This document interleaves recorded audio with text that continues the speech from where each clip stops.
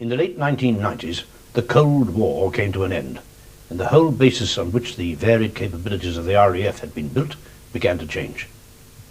Over the years, many people believed that a new era of peace and international harmony had arrived, but it soon became clear that the threat to the West from the Warsaw Pact had simply been replaced by instability in many other parts of the world. In the Persian Gulf, instability became all-out aggression in August 1991, when Iraq invaded Kuwait.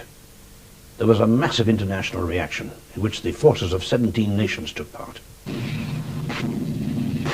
Within 48 hours of the decision by the British government to contribute forces to the area, 12 Tornado F-3s had arrived in the theatre of operations and were combat ready. These first arrivals were soon followed by RAF Jaguars, Nimrods, Victor tankers, VC-10s, Tri-Stars, Hercules, and later on, Buccaneer aircraft.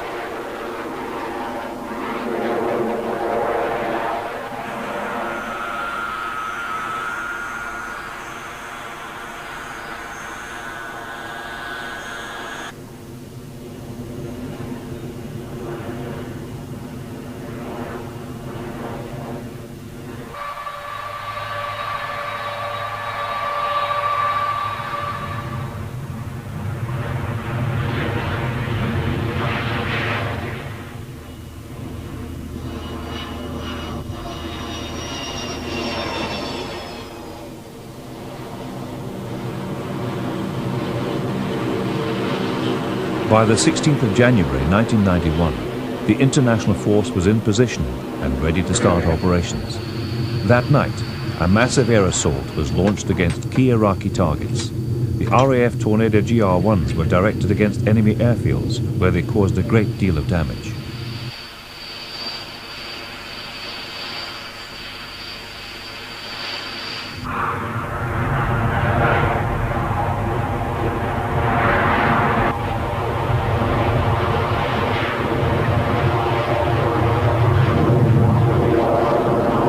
It quickly became clear during these operations that the Iraqi Air Force was in complete disarray. And it was also found that the main threat to coalition aircraft came from anti-aircraft guns, not surface-to-air missiles. So the Tornadoes were switched from low-level attack to attacks at medium level.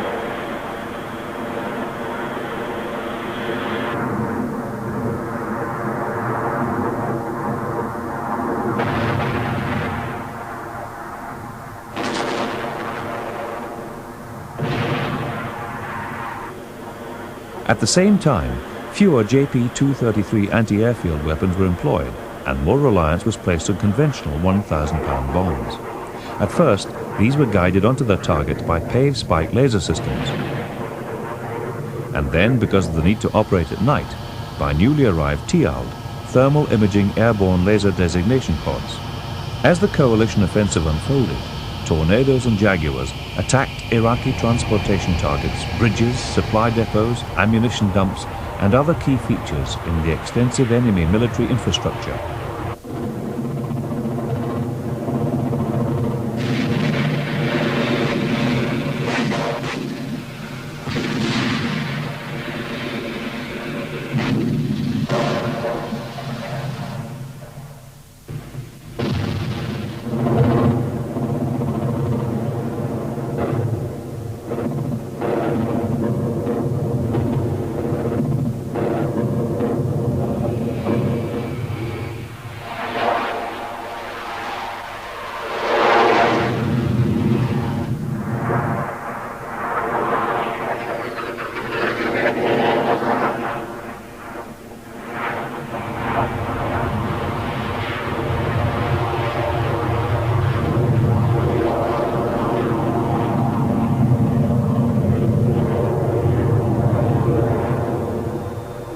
After 38 days of unremitting air attack by over 2,500 coalition aircraft, the land offensive was launched.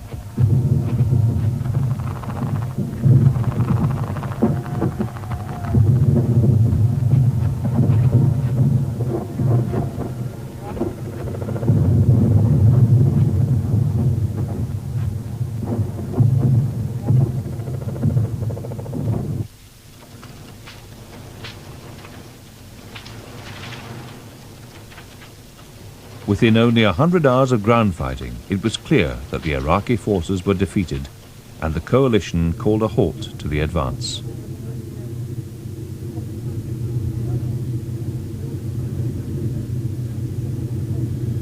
Of the 110,000 or so sorties launched by the coalition air forces, over 6,100 were flown by the Royal Air Force. Tornado GR-1s had flown around 1,500 sorties, Tornado GR-1A reconnaissance aircraft about 140, Jaguars around 600, and Buccaneers more than 200. On top of that, massive support had been provided by the tanker force, by the Nimrods, and by the transport squadrons of the RAF. By the end of the conflict, the transport force had carried 30,000 tons of freight and 66,000 passengers in over 12,500 sorties. The support helicopters of the RAF had meanwhile flown 2,358 sorties and had carried more than 1,261 tons of stores and 17,773 troops and prisoners of war.